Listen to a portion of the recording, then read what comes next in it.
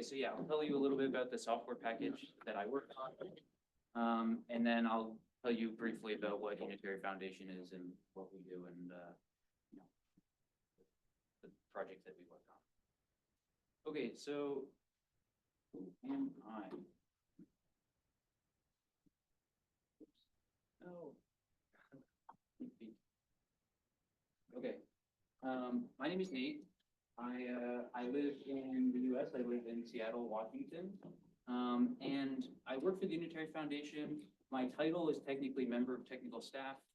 A bit of a grab bag of responsibilities as to what we do. Probably a research engineer is a good title for most of the work that I do. I'm not necessarily like just a researcher or just a software developer, somewhere in the middle of those things. I maintain this package, MITIC, for quantum error mitigation. I'm mainly interested in quantum software and the near-term use of quantum computers, and the tools that we need to enable that sort of thing. Just a warning, like I am very much a practitioner of this new field of quantum computing, and I'm not a theorist. I'm going to talk to you about a little bit of theory when we talk about feasibility. If you see things that you are more familiar with that I may be misrepresenting, or am I making a mistake, like just let me know. That's totally fine. I want to learn as well. All right. And then just to motivate this talk a little bit, like why talk about quantum error mitigation? And so error mitigation is a collection of techniques that aim to get you better results from quantum computers. And so, ultimately the idea is to bring some sort of quantum utility sooner. All right. So let's get an understanding of what quantum error mitigation is generally. So the goal here is to estimate the expectation value of some observable, given access to a circuit that prepares the state of interest and a noisy quantum device. So in a lot of ways, quantum error mitigation can be seen as some sort of quantum learning problem where you're given access, or a quantum state learning problem. You're given access to a state and you can do some stuff to it, or maybe you can do something different to the state. You can do something different to the circuit that prepares the state, and then you want to estimate expectation value or a series of expectation values. And generally, you're going to have some sort of picture like this. I'm going to show a few pictures or plots today, and most of them are going to be cartoons to some degree, or to a large degree. You have some ideal distribution that you're looking for, or that you're going after, and maybe on the y-axis you have some counts that you get from running on your quantum computer, or some probabilities. And this is after doing a measurement. So this is some sort of histogram in practice. Now, when you run this on a quantum computer, when you run whatever circuit that you're after, you're going to get some distribution that's shifted away from the ideal. And the idea with mitigation is to bring that back in line with the ideal one, but you're basically always going to have some increase in variance when you decrease your bias, right? So this is kind of a fundamental trade-off here. And one of the core ideas behind a lot of the quantum error mitigation schemes is you're allowed to modify the circuit that you run prior to doing any classical post-processing. Okay, so that's the general idea behind error mitigation. What about error correction? So there's people ask me about this sometimes, like what are the differences? What are the interplay between these two things? So in quantum error mitigation, you accept that your device is very noisy. You're not doing the syndrome measurements that you would in quantum. So in quantum error mitigation, you're going to perform multiple different copies of a noisy computation. You're going to collect those results, and then you're going to use those. You're going to do some signal processing, basically, to infer an ideal expectation. In quantum error correction, you do some encoding, you measure your syndromes, and then you use those syndromes to correct errors intra-computation, right? And you do these iterations where you do computation, you do correction, you do computation, you do correction. Again, it's a very different approach. Error mitigation, you're accepting noise is going to happen, and you're going to try to find ways to cancel it out in the long run. or, after the fact.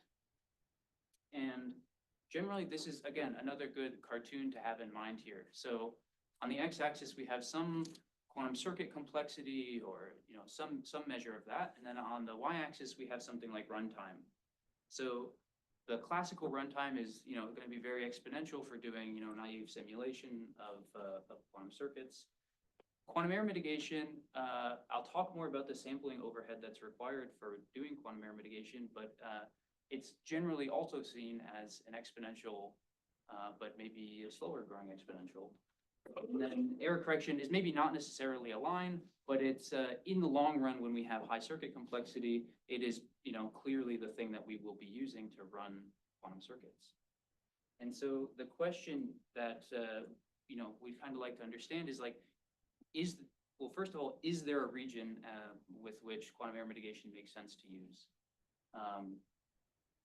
And that's kind of what we're after, some demonstration that this area exists, or, that this area does not exist. And so we can stop pursuing this as this field of study in the field of software. Okay, so now we have this general picture, an abstract picture of what error mitigation protocols do.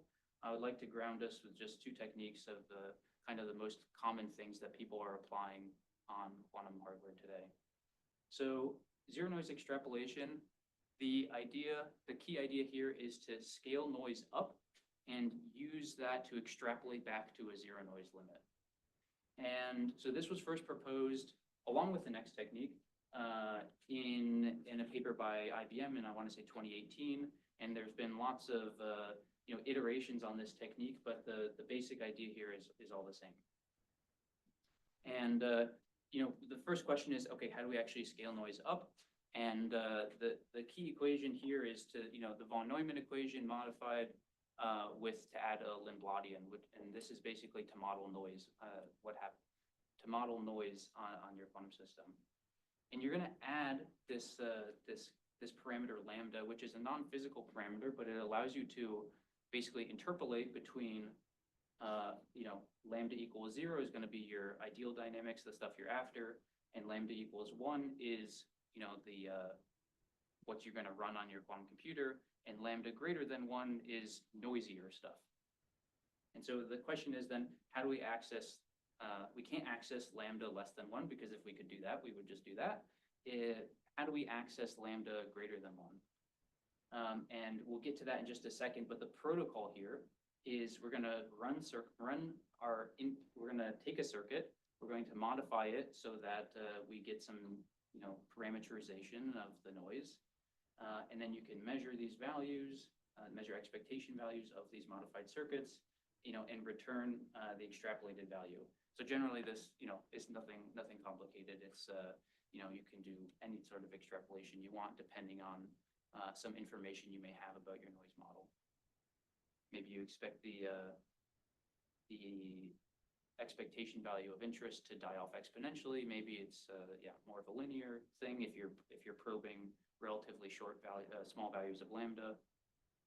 But the question of how to actually scale lambda comes down to, well, the original proposal was to do something like here, which is pulse stretching. So when IBM first proposed this, they just told their experimentalists, like, hey, just when you send the pulse to the qubit to do a rotation around the y-axis, just do that over twice the amount of time. And again, this is a cartoon because if you use the same magnitude of this pulse, then you're going to actually implement something different. You need to decrease the amplitude of the pulses as well. But you can just do your computation over a longer amount of time. It gives the opportunity for more error to accrue, and you get noisier circuits. Now, most people do not have access to the pulse level control of quantum computers, and so what are called digital techniques have been proposed in order to scale the noise up. And so if this is your original circuit of interest, you can do what's called local folding, which is basically doing the gate of interest, its inverse, and then the gate is again. And ultimately, this compiles down to the same circuit that you started with, but it's just a way of making the circuit longer, again, allowing more noise to build up during your computation. Now, there's different methods of doing this. You can do local folding, you can do global folding. And then the last one here is basically, do your first operation and then just wait around for a while. And then do your second operation and then just wait around for a while. Yeah. Because waiting around might be a very different noise process from actually running the machine. Yes. So how much do you need to know about the actual physical noise process used? Yeah, that's a great question. So for this technique is very agnostic as to, what's actually happening on the device. You don't need to know anything about what's happening on the device. It helps if you can inform, for example, what type of extrapolation to do, or again, what type of noise scaling to do. But as far as I understand, there's not like, you have predominantly this type of noise, you need to use this type of folding. That doesn't really exist at the moment. This, like I said, it's very much, this is a bit of a experiment to get effective techniques or parameters as well. I think the question in the back was first.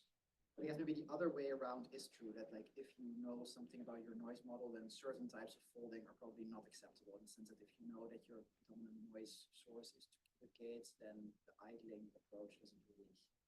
Right. Yeah. That's a good point. Yes, I guess my related question was, you need to know, like, if I do this to my circuit, then lambda will be this value, right? So I need to know, like, well, if I increase my gate count by 3, then lambda will be 3. Yeah. And if I increase my idling, like, you need to know if I idle for this long, my lambda will be 1.5 or will be 2. Right? Like that's information you need to know, and that requires information about your noise source, right? Yeah. That's a good question. Again, a lot of these are, you just try things until you find something that works on something like a simulation, and then you take it to hardware.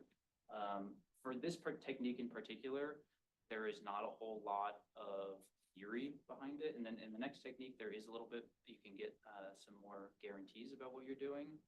But this is very much a trial experiment type of technique. But it works. People do see improved results using this. Yeah. Another question. So you said earlier you're given a noisy quantum device and a circuit. By circuit, do you mean like the description of the gates? Yeah.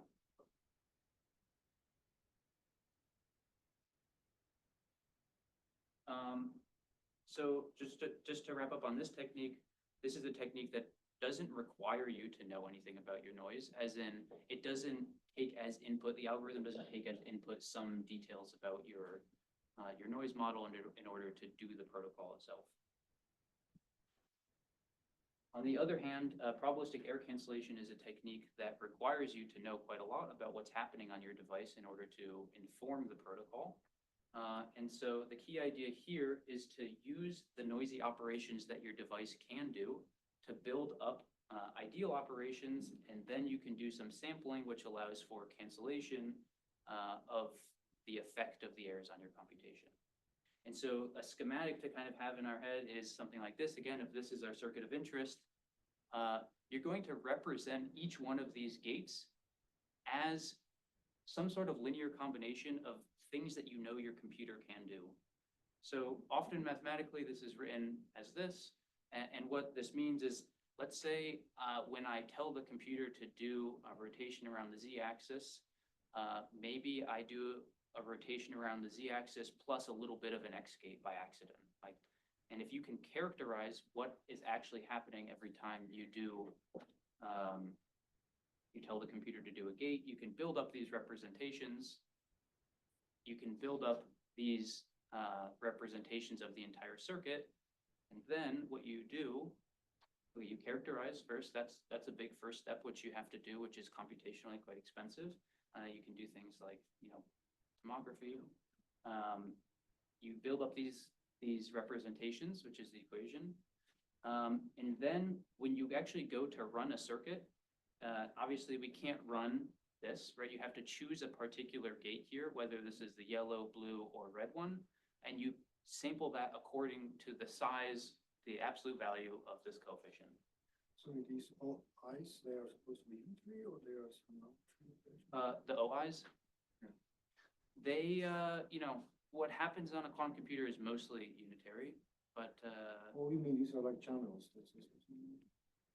these are what? No, I think I don't understand the type of objects you mean. So like this, this OI, is it meant to be a unitary Yeah, operation? yeah. But then how is this ideal is also meant to be unitary? U ideal? But how does this equality code? Like, you're saying one unitary is in a combination. Yeah. Okay.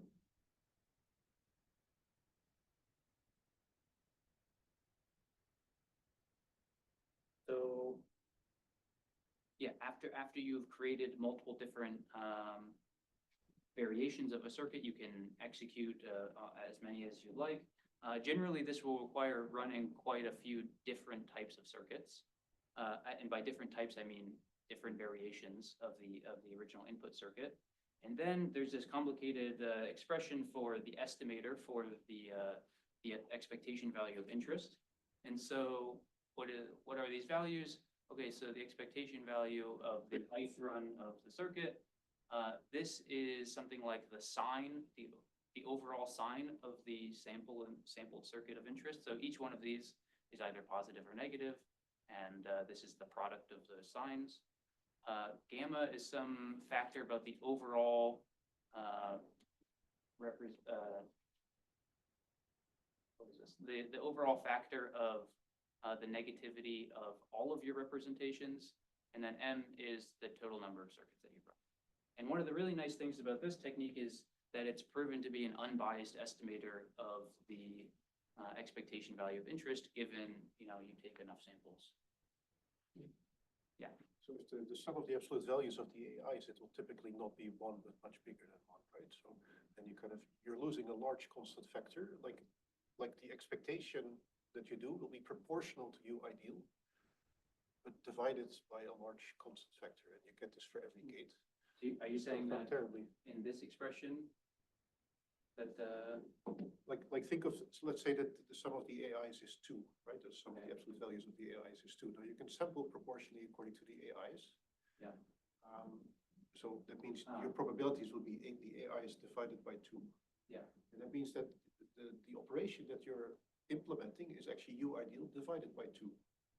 And you're going to lose such a constant factor for every gate that you implement in this way. It's going to be an exponential loss in the number of gates. Is that what is happening here, or is there some clever way to avoid this? I can see this working if the AIs form a probability distribution. Yeah, so in general, they do not need to form a probability distribution. In fact, the AIs can also be negative. So you have some sort of quasi-probability distribution. I think typically the sum of the AI absolute value will be much bigger than 1. Right. Because by triangle inequality, it needs to be at least 1, and it needs to be larger than that. Yeah. Yeah. So basically, you're saying that you have some exponential loss of what? So every gate that you do, you're going to sort of have a constant factor loss in the sense that your expected value will be the ideal value divided by a constant factor, and you're going to pick a constant factor greater than 1. And you're going to pick up such a constant factor for every gate that you implement in this way, which means that your signal to noise ratio goes down exponentially. Right. Is that what's happening here? Or is there something smarter that can be done? I think that is what's happening, and that's gives some requirement on the number of samples that's required. Exponential. I think, if this is similar to other things I know, then the sum of AIs will be related to like 1 plus P, where P is your error rate. So if P is 1%, then this constant will be like 1.01. So it will be exponential, but it will be very gradually exponential. No, but this is just decomposition of the ideal. But I'm unitary assuming series. I'm assuming for U ideal will be like a Z phase rotation, right? And the OI will be something like a Z phase rotation with a slight shift into a certain direction. And then you make a linear combination of those things, and it would be like very. I see. You're Like saying the decomposition itself is very close to ideal already, so you need only small corrections. Yes. Yeah. So like the overall sum is actually you're not just taking a basis, you're taking a very overcomplete basis. So you can pick and choose. that would make it worse because that would make the sum of the AIs even much bigger. I think you probably optimize AIs to make them as small as possible, right? To do some kind of linear program to make these. Okay. Can you take a few samples from the absolute value of the AI, take the empirical average, and then rescale by this L1 norm? make sufficiently many samples for each gate, then you don't incur this L1 or loss. Yeah, it's also then, it's an unbiased estimator, but the variance increases. So the number of samples you need increases by like the sum of absolute values. What I'm worried about is that it increases exponentially the number of gates. It probably will, but it might be very gradual. Okay, thanks. And that factor is in the gamma, right? Like this exponentially growing normalization factor is in the gamma. No, in the M. Well, you make M, you can choose M, right? That's how many times you sample. M.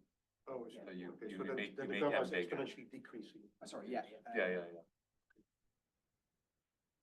No, isn't like the signal is exponentially decreasing and the gamma, you have to sort of inflate it by an exponentially growing factor to get the right expectation, but then the variance explodes. Is that it? Or am I? That could be true. But this is just an unbiased estimator, so we're talking about the expectation. Yeah, thank you for the questions. So again, want to return to this this question about the feasibility of quantum error mitigation. As we've kind of already stumbled into, there is some exponential sampling costs that could potentially be incurred here, and if so, is it still useful to use quantum error mitigation? And so I would say that there's been a few different ways to understand, like theoretically, like where does feasibility lie? And so people have been studying on the classical side, like these algorithms for doing noisy circuit simulation. And then on the quantum error mitigation sampling complexity, people have been working on putting bounds on, how many samples of a quantum state do you need in order to actually achieve this goal of estimating expectation values. And so both of these are kind of, on the classical simulation side, they're trying to push down this, this curve in order to say that they're actually, for some circuit complexity, when there's noise, which is, what's happening on our device, that actually you can do those simulations classically. And then on the other side, the quantum error mitigation sampling complexity studies are saying, oh, well, in some cases, the sampling complexity is actually, very large exponential as well. So if those two things are true, then like where does feasibility lie? And so I guess there's a third way to understand the feasibility, which is, reducing the cost of quantum error correction, eats into this feasibility range as well, which is, in my mind, a great thing because the faster we get error correction, the better. Okay, so let's talk about the sampling complexity or the sampling overhead for a little bit. A very naive question to ask is if I have a very, very simple model of error model. Suppose I have a circuit and contains G gates, and each of these gates have a constant error rate of epsilon. Then the probability that I get a perfect computation is 1 minus epsilon raised to the d. And this is basically in the limit of small epsilon. This is exponential already in the number of gates. And so this is a very simple argument. And so even from 2018, when people started publishing error mitigation techniques, there's some knowledge that that the sampling required is potentially a lot in order to overcome as we grow our circuits. And more recently, this has been turned into more formal descriptions in this work and also another one. And basically saying that the amount of samples that you need in order to actually do this is exponential in exponential epsilon times NL, and N is the number of qubits, and L is basically the depth of your circuit, so some measure of volume. And these originally put a little bit of fear in my heart when I see them, but at the same time I try to understand what are they really saying. And so there's this talk from this author Yihwei Kwek, and from this paper, Exponentially Tighter Bounds on the Limitations of Quantum Error Mitigation. And she gave a talk where she says error mitigation is hopeless on circuits that scramble information rapidly. And I think that this is a good takeaway in that, yeah, for specific classes of circuits, they were able to show that you need exponentially many samples in order to do the job of estimating expectation values. What it does not say is that for all class of circuits that this is required.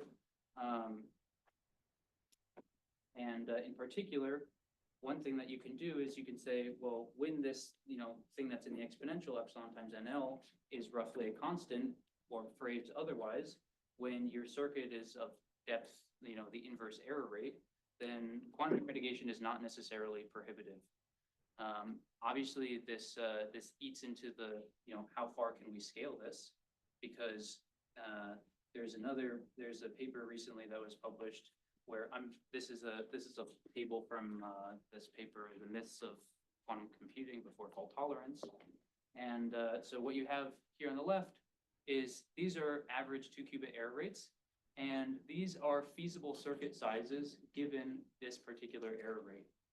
So, and I would love to put 10 to the minus 6 on here, but the 10 to the minus 6 is not on anyone's hardware roadmap for any company. So, pushing beyond this with current hardware is not really expected to happen. With error correction, we can talk a little bit about how you can get further here. But so you can see we're kind of capped at the size of circuits, but there's relatively little understanding of how can we gain quantum utility in any of these ranges. Are there circuits of size 100 qubits and depth 1,000 that will give us something useful that we can't do on a classical computer? And I would also say there's one interesting thing here, which is, a lot of people believe that quantum error mitigation and quantum error correction can work together in conjunction. And, part of the way that this could be achieved is by reducing the error rates, as we are entering not quite there, but as we enter a term of early fault tolerance, we expect, there to be machines that have lower error rates, but maybe you cannot, drive that down, and maybe they don't scale super well. So maybe you don't have 1,000 qubits, but you maybe have 100 qubits of 10 to the minus 6, but they're logical qubits. And then basically all of the error mitigation techniques that have been proposed work on logical operations. There are some problems. I don't think it's super well understood of how to do characterization of logical operations. So when you want to do something like probabilistic error cancellation, I don't think that we necessarily have the tools to do that just yet, and definitely not the software tools.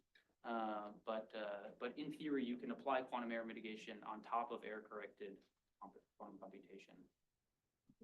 Yeah. You do, so in this scenario, you first do quantum error correction, and then you do quantum error mitigation. Yeah. Like in this order.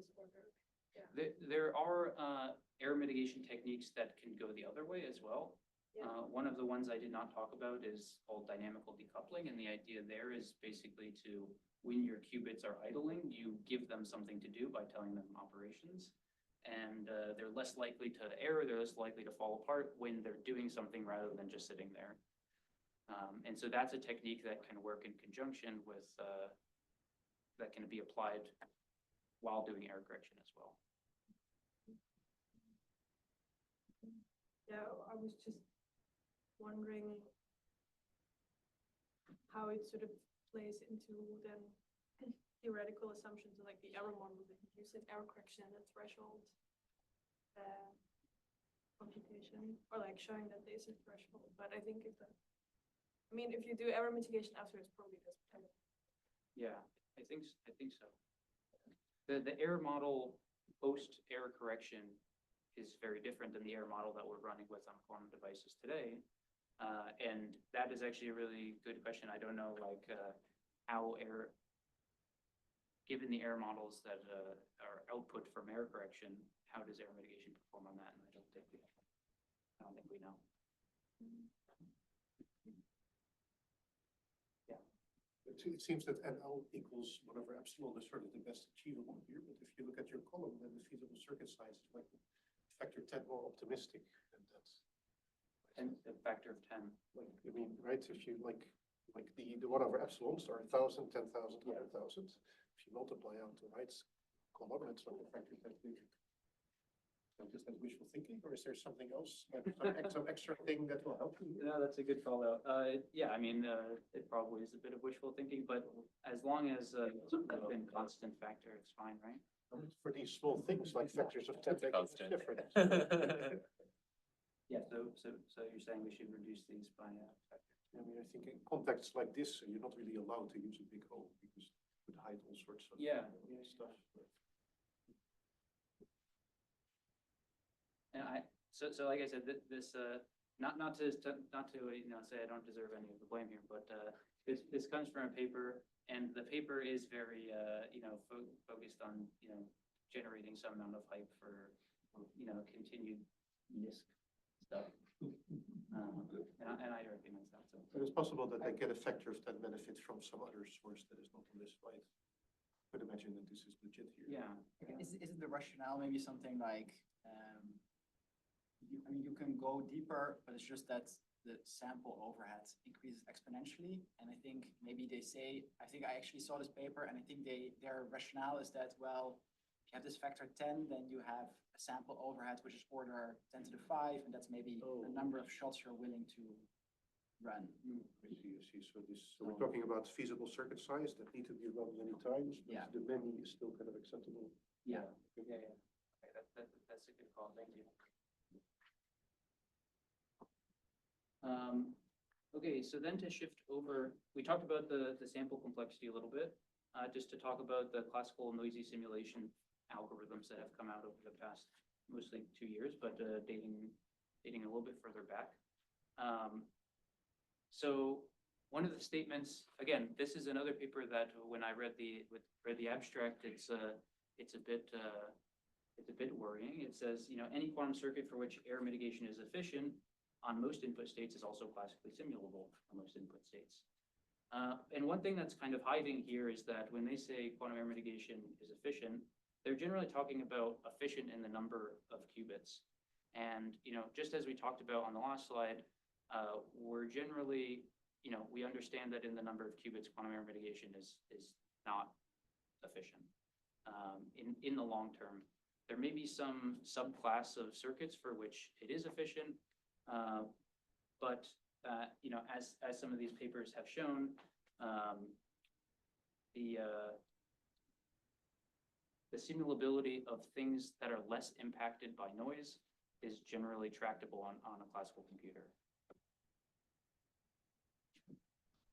And again, this is a paper, the second one is a paper that came out like 2 weeks ago, so I'm not going to say too much on it, but they do the work of extending, you know, giving a new classical algorithm that works on a broader class of noise models, a broader class of qubit topology, so they don't do anything, or they don't assume that there's some restraints on the connectivity of your qubits, and they basically are still able to give a polynomial time algorithm for doing noisy circuit simulation. But again, in the regime where you have a very low noise rate, for example, if it's proportional to the inverse number of qubits, then you can have a circuit that is both difficult to simulate and can be sampled in a reasonable way. And so my takeaway from these sort of papers is that there's a very this area of feasibility is you know, is definitely shrunk. There's a lot of restrictions put on this area through these results, but definitely no one has ruled out that it doesn't exist. Oh wait, that it doesn't exist, as far as I understand. So we're still very much searching for where are these problems that we can use quantum error mitigation for an advantage. Okay, so to hopefully at this point I've motivated you that quantum error mitigation is not a dead field, and certainly in 2020 when this project got kicked off, it was a lot of interest in error mitigation. And so MITIC was created as a tool with the goal of anyone who's programming quantum computers can use it easily to get better results on quantum hardware. And so what were the requirements? Well, one, it was easy to use. That's the goal. It shouldn't require too much error mitigation knowledge. Not everyone wants to be an error mitigation researcher, or not everyone wants to spend their days reading these papers in order to understand how to optimally tune the parameters. And it should work with the quantum computing access that people already have. So it shouldn't be these pulse level techniques.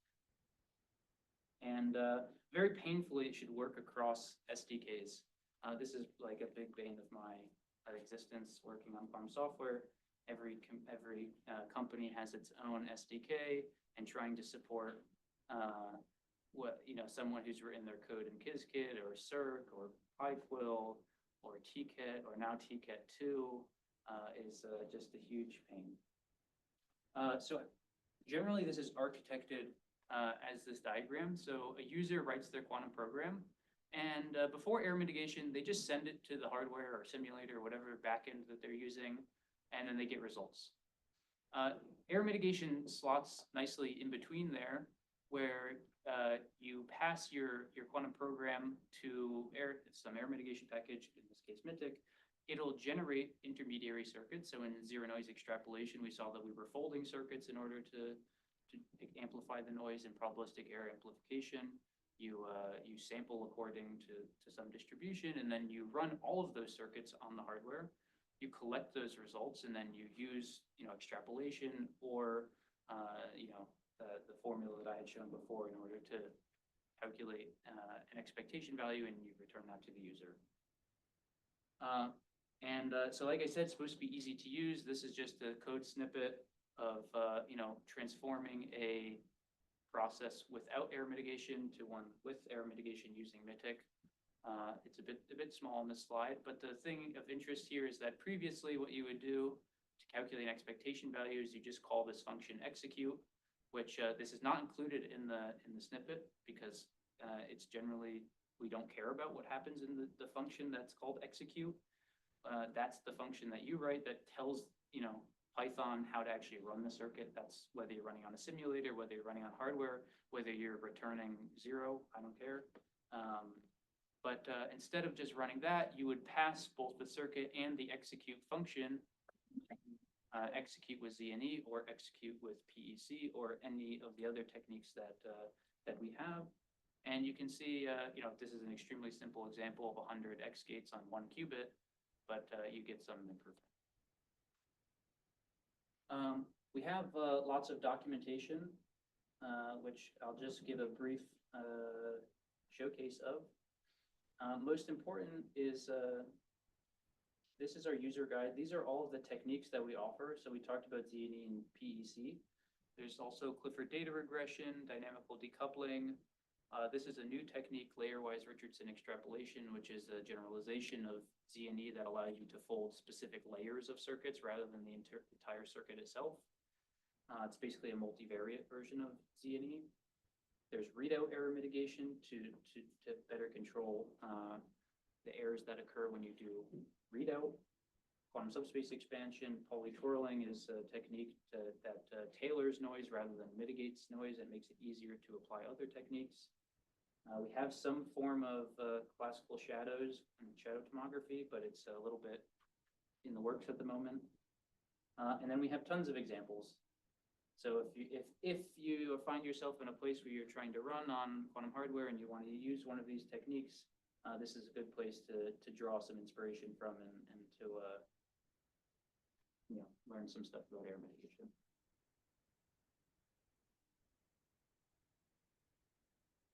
Okay, so just a recap of what we've talked about.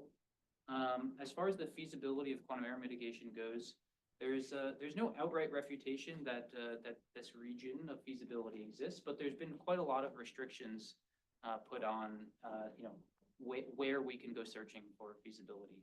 We can't have circuits that are very long because you rapidly approach the completely mixed state, and that's very easy to simulate. And you can't have circuits that are very short because those are also easy to simulate. So you go searching for things that are hard to simulate, but easy to mitigate, easier to mitigate. There's quite a few open questions. On the practical side, on the very practical side, there's a lot of these techniques we just saw, but there's a lack of benchmarking of these techniques to compare one another. This is something that, I am working on, and hopefully, in a year, there'll be more things in this area. The quantum error mitigation sampling bounds that we saw are for circuits that are constructed to be like the worst case, the hardest to mitigate. And there's a lack of average case analysis, which, I don't know how one goes about doing that, but that would be a very interesting thing to study, is how do some of these error mitigation protocols scale or require sampling on average. And then, yeah, obviously we're looking for circuits which that are in this feasibility zone. And then in practice, so we saw that you can use error mitigation in practice using MITIC. And in practice, one of the biggest challenges is like finding the parameters that work for your particular technique, for your particular noise model that you're running on. Okay, so just lastly, I'll tell you about Unitary Foundation. Hopefully this is of interest.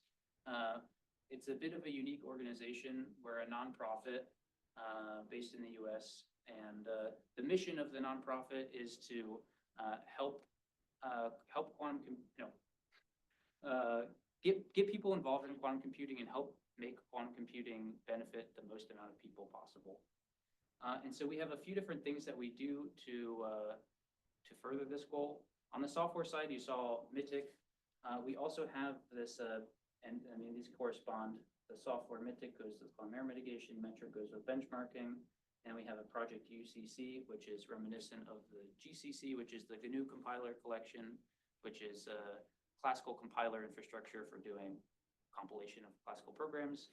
And we lack something like that in the quantum space, so we want to try to build something like that people can use. If you haven't seen Metric, it's a really interesting benchmarking website.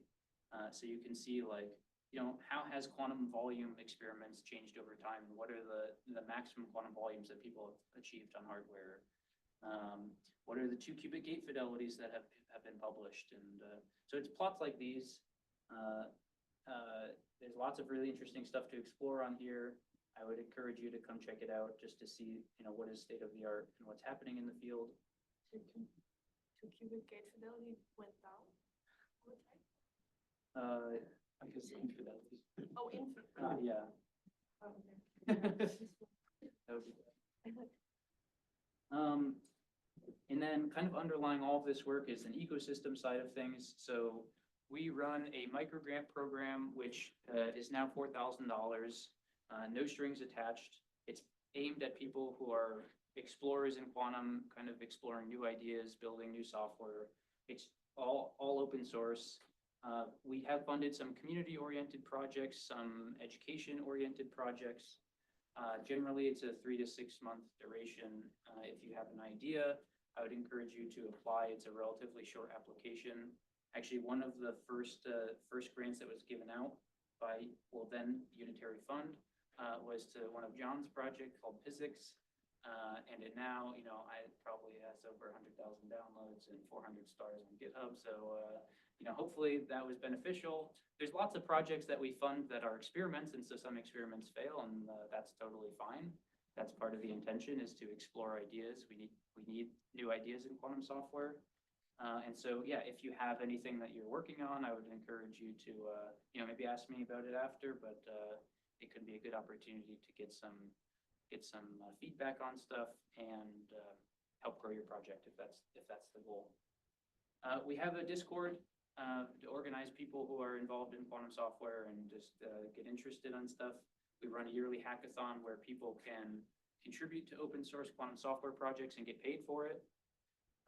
We run an open source survey, which kind of takes track of the field and what's popular, what SDKs are people using, what hardware are people using, what hardware do people want to be using, this kind of thing. And then just for the past 2 years, we've ran a conference where we bring together a lot of the people who have gotten microgrants over the past 6 years now. And yeah, just get people in a room and, talk about what are the problems that we face in quantum software and what are the tools that need built in order to help bring quantum computers into the realm of usefulness. And with that, that's everything I wanted to tell you about. Thank you everyone for being here, and yeah.